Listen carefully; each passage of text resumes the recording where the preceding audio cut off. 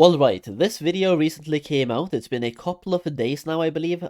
We are currently on day 5, so this has been a video that I've been wanting to watch, and it's been on my watch later until now, and we're checking it out. WoW Classic Plus Concept, Secret Starting Zone.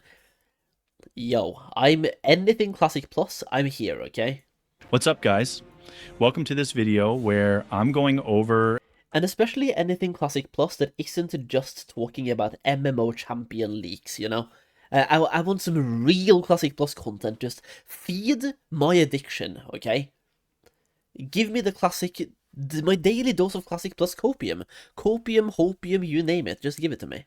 an idea for a way that Blizzard could potentially implement a new leveling zone in Classic Plus that not only fits into Classic's existing storylines, but layers in the possibility for new ones as well. I've put a shit ton of time into getting this set up and editing this video together, so I hope you enjoy. Whether you like it or hate it, please let me know what you think. I'm gonna link to the video down below, by the way, so please, I mean, we're gonna see the video here to see if it's good or bad, but just, yeah, click on the link, go and show some love to the original video as well, leave a like on it and stuff, and yeah, link is in the video description, as always. With no further ado, meet Bald but Cute. Cute. Our orc warrior will be taking us through the experience. Oh, it's too early in the morning for this. So, while the opening fly-through plays in the background, I want to outline in a little bit more detail what I'm going to share in this video. First is the baseline, sort of overall experience, the setting, the flow of quests, basically the experience that any player who stumbles into this content can expect to engage with. Through that, we'll discover a potential new faction on Azeroth that is introduced via this zone, one that could be used for future Classic Plus gameplay systems. A new potential starting zone. What if they just remade the Ratchet into a starting zone? And they give us goblins. I don't know how I would feel about that, but I mean, it could make sense, because Ratchet as well, you can just alter the level of the pirates in Ratchet, like the quests over there, and just make that your starting zone. You kill a pirate, loot the pirate boat, loot the pirate lord as well, and get to level 10, and then straight into the Barrens. How did I say that? Holy. Straight into the Barrens. Afterwards. Then we'll dive into two of the zone's secret objectives that require players to really be paying attention and exploring to stumble upon. And lastly, we'll take a final look at some of the zone's silent subplots and how they connect to existing stories in Classic WoW to show how the zone tells a deeper story than it may seem on the surface. Oh. Alright, so Bald But Cute is ready to begin his questing experience in the Valley of Trials as he has millions of times before, but this time he notices something in the corner of his eye. Tucked away behind carts and crates is an interactable broom, one that seems to radiate with some kind of power. Bald But Cute grabs the broom and is not only teleported somewhere unknown, but finds himself transformed into a human. This is not an experience reserved for just orcs, though. Every race could stumble across a similar port key in their respective starting zones. Luckily for him, you know, if this freaks him out a little too much, there's a pair of ruby slippers in a chest at the foot of the bed, which will take him back home at any time. Huh? But assuming his interest is piqued by this turn of events, he steps out to discover a boy who claims to... He's currently in Old Westfall. And also, how did you make this? Like, just, huh? ...be his little brother, telling him that their mom is going to be absolutely pissed that he slept in again. Heading downstairs, his newfound mom is definitely pissed, laying into him that they're now behind on prepping for tonight's dinner, so he better get started by gathering some gore-tusk livers for his brother's favorite pie. Of course. Safe travel. It's here that our handsome hero finally steps outside to discover himself in the town of Moonbrook, but not like the one he's experienced so many times in past playthroughs. The town, in contrast to its usual ruin and occupation... Yo, this guy did not edit this. This is not a concept, it's an early look. This is Classic Plus leak. ...occupation by Defias bandits is alive and bustling with townfolk going about their day.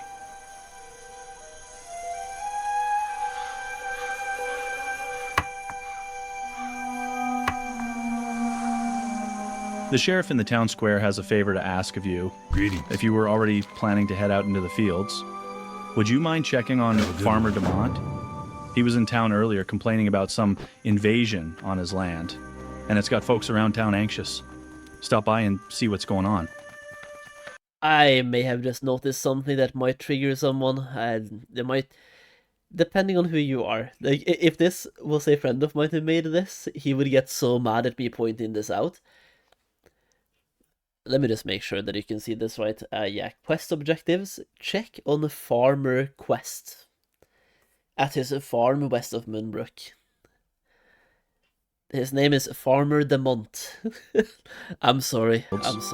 Would you mind checking on Farmer Demont? He was in town earlier complaining about some invasion on his land, and it's got folks around town anxious.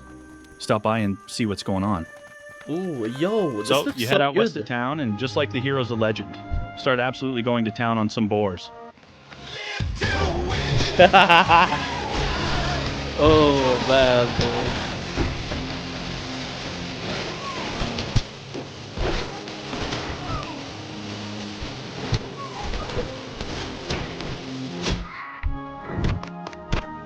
Yeah, With your pocket full of livers, you head to Demont's farm near the music there might be edited out here, by the way, we'll see. If it is, it was live to win, okay? by to find his field overrun by moles. Oh. Hey there.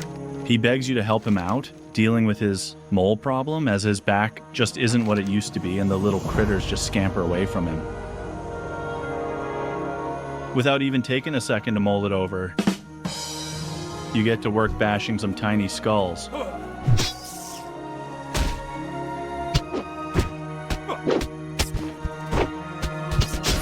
You get so into it, in fact, that even after killing the last mole you decide, fuck it, what's one more?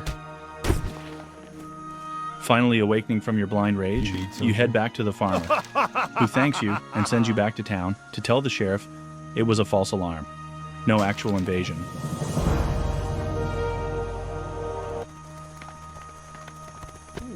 What can I do for you?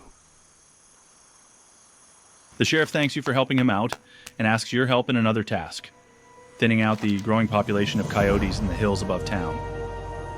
How are you? Your mom, of course, also has another errand for you to run. Gather some okra from the hills for her family's town-famous okra fish stew. She also gives you a quest to go visit your class trainer to get some new spells. Light be with you. Then you book it out into the hills, where okra conveniently grows among the packs of coyotes. Skipping ahead through all the plant picking and wildlife massacre, you wrap things up and drop back down through the hills into town.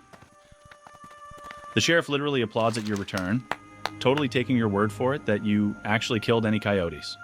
Now that you've really earned his trust, he's got two final tasks to ask of you. One is an attempt to scare off an increasingly large gathering of murlocs by sending a little message, cutting off the head of their leader's mate. And while you're out there, check on the lighthouse keeper and his family to make sure the murlocs aren't bothering them. Hello. Your mom also has one more convenient errand, gathering some fish, possibly by beating the crap out of some murlocs. So, you head out west of town again, this time past Demont's farm to the coast of Westfall. The lighthouse keeper welcomes you warmly, confiding in you that the gathering murlocs are definitely freaking him out. His family had watched in horror as a swarm of them tore through a passing merchant ship. Worse yet, it had been carrying necessary shipments of oil to keep the lighthouse up and running. If only there were a handsome, brave, bald young man that might retrieve some oil from the crates that have washed ashore. So, you do what you do best, get on one knee and pick through soggy wooden crates and start collecting oil. At your mother's behest, you also club some fishmen to death and steal their fish. You also discover that Murloc combat at 500% speed sounds like someone's beating a chicken who is also actively drowning. Nah, bro, this is so good. This is so good, I kinda want this now in Classic Plus. And conspiracy theory, this guy works at Blizzard. This is Classic Plus, and this is them gathering feedback to see if this is something people would respond positively to. Eh? Can't fool me. Huh? Oi, oi, oi. Further down the beach, next to an asset that I didn't realize had these fucking annoying particle effects when I assembled the map, you find Murgla, made of Murkite, and engage her in life or death combat.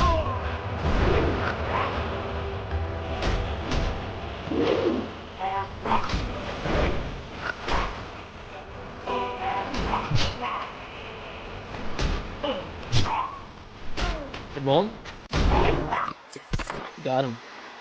After finishing a few more odds and ends, you return to the lighthouse for your reward. How are A ship's steering wheel pulled from the wreckage that somehow qualifies as a shield. See you around. The sheriff, the psychopath he is, literally jumps for joy as you hand him the severed head of a giant fish lady. He rewards you handsomely with a choice of weaponry that I will now show off runway style. Il s'agit d'une tentative de traduction Google d'un commentaire de mode, mais en français, au lieu d'un anglais. Bro, what are you? Cet homme est plutôt chauve, mais on ne peut nier qu'il est aussi plutôt mignon. Okay. Nice. With that out of the Very way, good. you hand over your looted fish to your mom, who now dismisses you to rest for the evening. Yeah, But no, then this she's is like, good, bro. oh wait, This actually is I so almost good. forgot. Oh yeah, this totally slipped my mind, but some unknown hooded figure came by, asking for you today. Have a good one. He said to meet him in the basement of the inn or something. Have fun. But this should come as no surprise. For if you were aware of your surroundings, you would have no doubt seen the figures observing you from afar, hiding in corners where you would never think to look. Who are they? How long have they been watching you? What are they They are the Defias. They're the bandits. You can be a pirate now. A bandit or a pirate. want? You don't know, but you intend to find out. Ooh. Passing through the lively inn, you head through the back into the basement, where you find the hooded figure standing beside a swirling portal. He, in no uncertain terms, reminds you that you do not belong here and that it's time to leave immediately. He informs you that his associate will meet you on the other side to debrief. Before you pass through, you notice that the stranger is part of a faction, the Collective. On the other side of the portal, you spawn directly on top of the NPC because I suck at entering numbers correctly. There you find Garrett, the Gaslight. I wonder how he got that name. He tells you whatever you think you saw, you didn't. So you best just get moving along. From here, Bald But Cute is free to continue on with the I wonder how he got that name. That thing you think you saw? Yeah, guess what? You didn't see it, bro. No. rest of Durotar as planned. But he notices that the Gaz has a vendor window.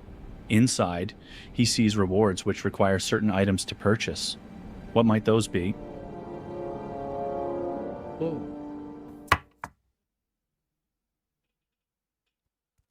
If we step back in time, again, and speak to the innkeeper, we learn that she's quite overwhelmed tonight. Hey there. You offer to help, and she accepts. If you could take the keys from behind the counter and go clean the accommodations upstairs, Have a good one. now is the perfect time. The guest is out of his room and here at the table.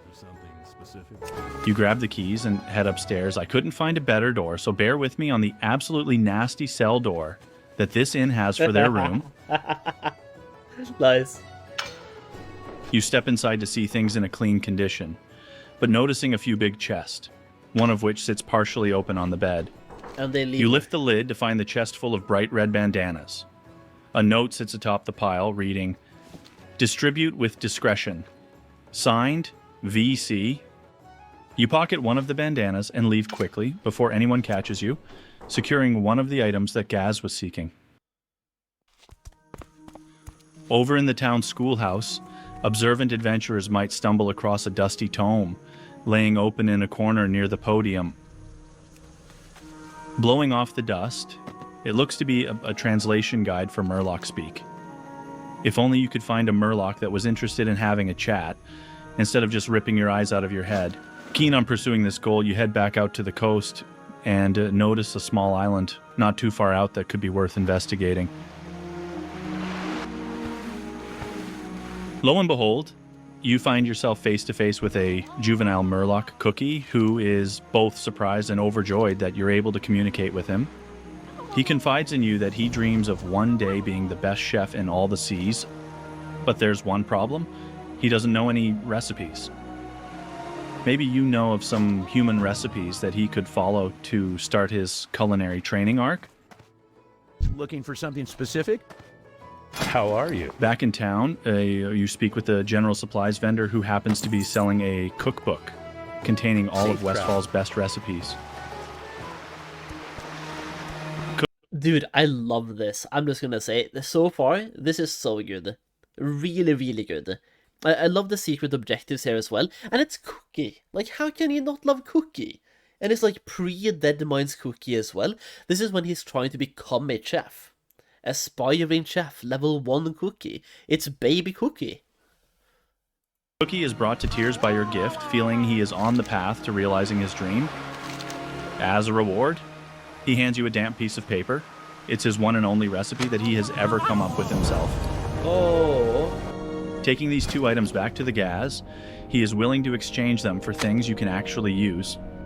One is a cosmetic helm, just like the existing Red Defias mask, but no longer class locked to just rogues. And the other is a recipe teaching you to make Cookie's Delight, which provides an underwater breathing buff for 5 minutes. Okay. And I'm almost willing to bet there's going to be some secret objective with the collective underwater, where this might be relevant. Come on. Come on now. Thanks for sticking with me so far. Last thing I want to cover is some of the underlying stories that this zone tells relative to existing plot lines in.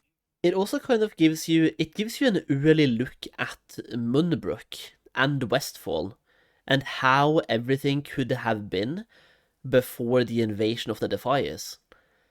Because in Westfall right now we see a bunch of Defias, right? Which is probably tied to the whole Defias storyline and when Van Cleef took over like Deadmines and the fleet and everything, right? I'm not too familiar with the story of everything, but this could have been pre-Defias stuff in Westfall. Just a more peaceful Westfall and no Defias. Classic. To wax poetical for just a second, I think a strength of Classic is the ability to quietly tell stories without shouting the plot out loud for the player. Yeah. Something I find retail to be especially guilty of nowadays. Oh, yeah. Examples like this crashed racer in Tanaris that has no associated quest or event. Not just that, but it's just like in retail, they don't just tell you. They're using the Mr. Beast tactic of they think you're stupid and they think you forget about the things instantly, so they tell you. And after a little bit, they tell you again. And then they have this, oh, you remember when? To be like, they kind of tell you again, but not really. But it's like telling you without telling you. And they just keep telling you and telling you and telling you over and over and over again, just constantly being like, this happened. You remember this? This happened? That happened? Over and over and over. On the other side of the mountain, in the Shimmering Flats, you can find the origin of the tracks, telling a little story for anyone looking hard enough. Or how in the ruins of Lordaeron, you can still see the bloodstains on the floor where Arthas killed his father and dismantled the once strong kingdom. It's... Wait, really? Those are things I would never notice, man. Without somebody just telling me.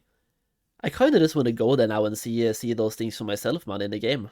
Smaller, unhighlighted details like this that I wanted to bring into Old Westfall. Starting off small, you can find both Blanchy and Farmer Furlbrow in town. These are, of course, some of... Yo! Furlbrow is like the guy at the start of Westfall who gives you the quest, which you go and loot Furlbrow's pocket watch or something, right?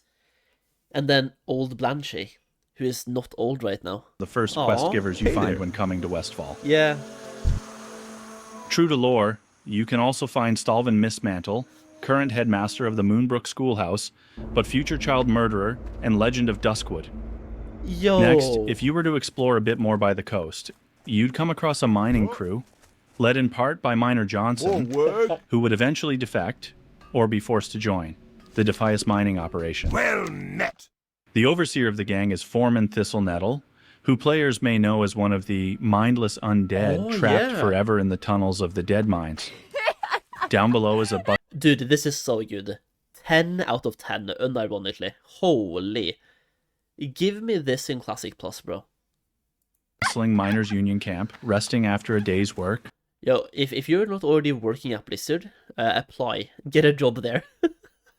If this guy makes Classic Plus, you'll know that we at least get one good starting zone, you know? They too will one day join their foreman as the mindless dead in the tunnels below Moonbrook.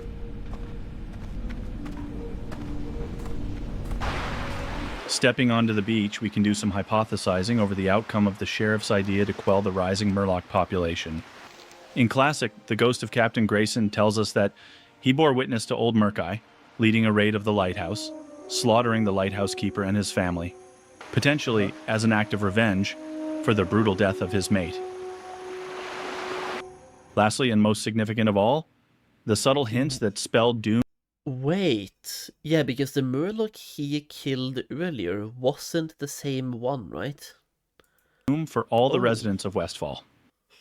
At the inn, we find Edwin Van Cleef, future kingpin of the Defias Brotherhood, in conversation with Basil Thread, his right-hand man, who would come to lead the Defias uprising in the Stormwind stockades.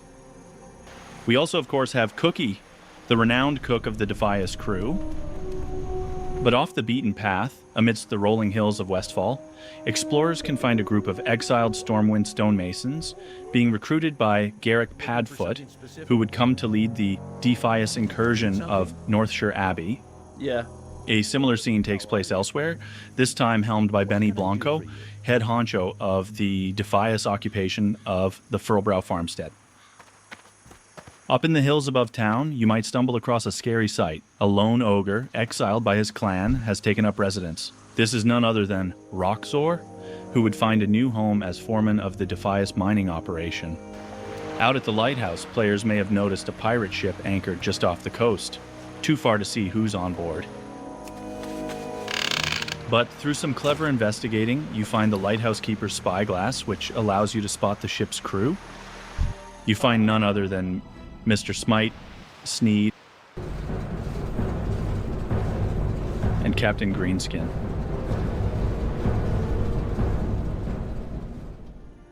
All of these details, which require players to engage with the world around them to spot, tell a sad, dark story in contrast. Like, dude, this is so good. It's hidden details. It's like all the stories are there, but you're not gonna just get them by doing the quests. You have to talk to the NPCs.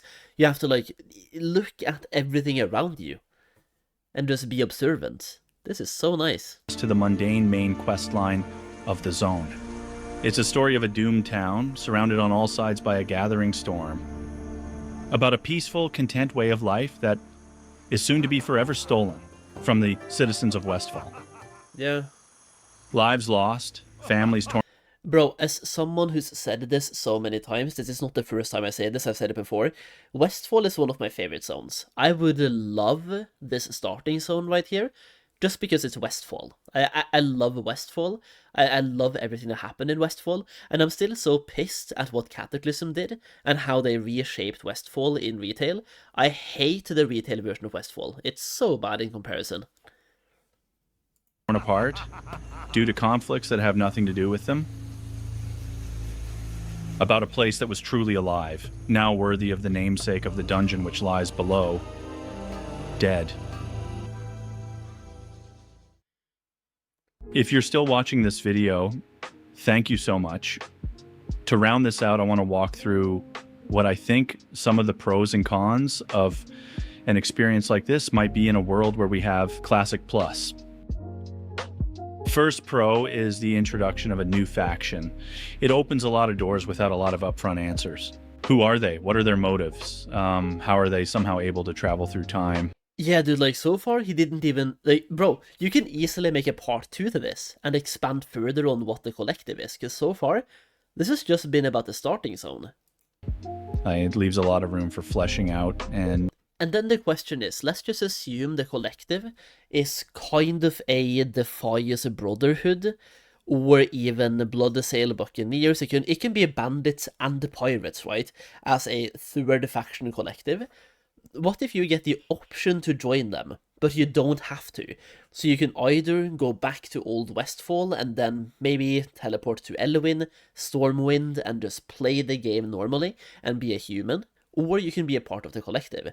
It leaves you with a player choice, which will forever impact how you play the game now. Could be interesting. Exploration that could unlock a lot of cool storytelling and gameplay. Another is that it opens the option of a new leveling zone, but without locking you into a decision right at character creation. In retail, Blizzard introduced Exile's Reach as an alternative to the traditional leveling zones, but it forced you to pick one, with no choice to reverse course. With Old Westfall, players can freely move in and out of the experience at any time if they change their mind. Another cool perk is the ability for players to pick different races, but still play levels 1 through 5 together. I've definitely had times playing with friends where we each have different races in mind, but you have to compromise so that you can start out together. Past level 5 though, players still have to figure out how to meet up. That means all the existing rites of passage, like Tauren hoofing it through the Barrens to reach Orgrimmar, or Night Elves risking it all going through the wetlands.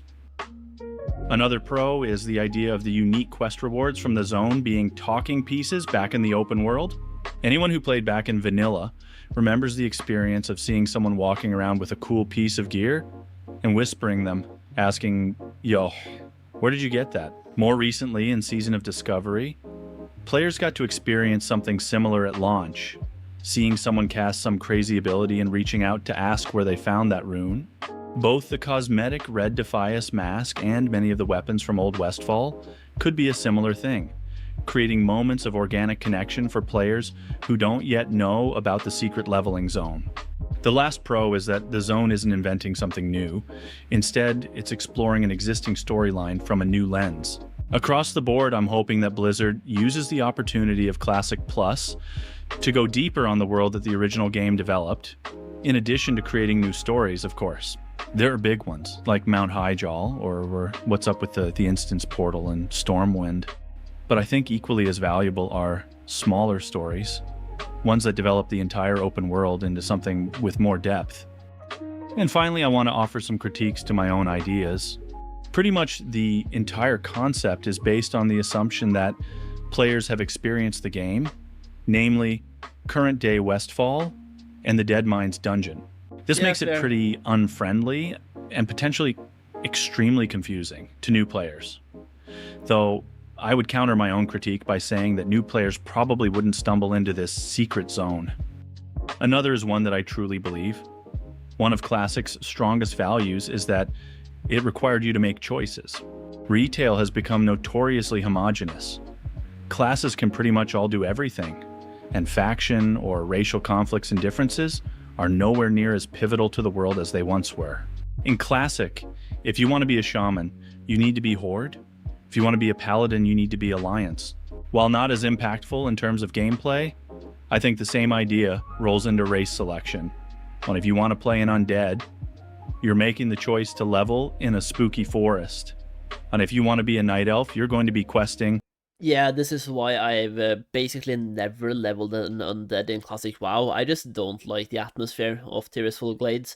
I think in my entire experience of playing World of Warcraft, which I've leveled a bunch of characters, whether it was in Vanilla WoW back then, OG TBC, or probably when I leveled the most characters was Wrath and Cataclysm, maybe Mist of Pandaria, and then I played Classic WoW. I've leveled, I think we're up to 40 level 60s. Way too many. But I've leveled 2 undead characters in total in my life. On top of a giant fucking tree. These decisions help to create investment in the world and your character, something that a new leveling zone potentially devalues. And my final con is that introducing time travel is a slippery slope. Time travel has introduced a lot of troublesome plot holes in retail, from is Archimonde dead if we killed him in a past version of Draenor, to if Iridikron can go back in time and steal a powerful artifact for Xal'atath, can't B just do the same thing to fight back? If this was to be explored in Classic Plus, it would need to be done carefully to not introduce these same quirks. That's mainly a problem though, because of what he just said first as well. It's like you go back and forth in time too many times and you kill an enemy and then you go back and he's alive, you kill him again, but if you killed him back in time, was he really alive in the future when you've already killed him? Like, what's happening now? It's just a lot of confusing. In this case, we already know the future, because the future is OG Westfall, and all we are doing is going back in time to relive it the way it was back then. And we're just leveling to level 5, so you're not killing off any important characters. You just killed off one Murloc, who it kind of expanded on the Murloc storyline of Westfall as well by doing that, right? I don't really think this has many like big lore impacts, and it's not even a fraction of how bad time traveling was in retail. But like I said, it's sketchy territory, and you do have to be careful. If you've made it here with me to the end, from the bottom of both mine and Bald but Cute's hearts, thanks for watching. Nice. Please leave any thoughts, feedback, or criticisms of the idea, or just about Classic Plus in general. And until next time, stay safe out there. Yo, this was so good, by the way. My biggest problem here is the teleporting mechanics early on, because like you're teleporting to this place, right? But he kind of brought this back for me when you go back to your OG starting zone, and it's like it was just a dream, or at least so you're told, but you're able to bring things from the dream back to reality, and then it's like, was it really a dream? But yeah, it's like a little bit of teleporting at the start, which might ruin things for somebody, because yeah, I don't know.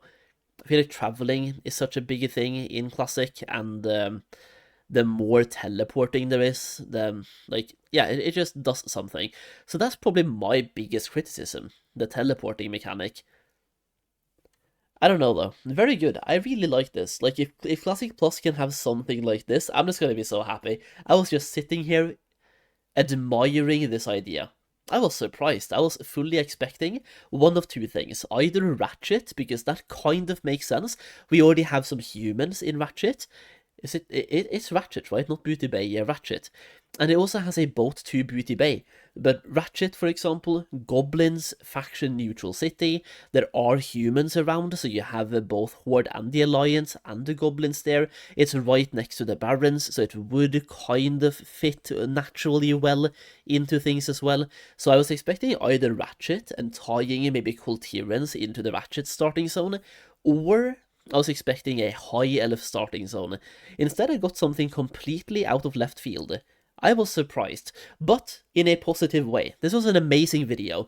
Once again, the link is going to be down below as well. I invite you guys to both go and click on his video and leave a like on it and a comment on it, but I also want to hear your opinions, so leave your comments down below in this one as well. Like, in the comment section here, leave your thoughts in the comments, because I really want to hear that.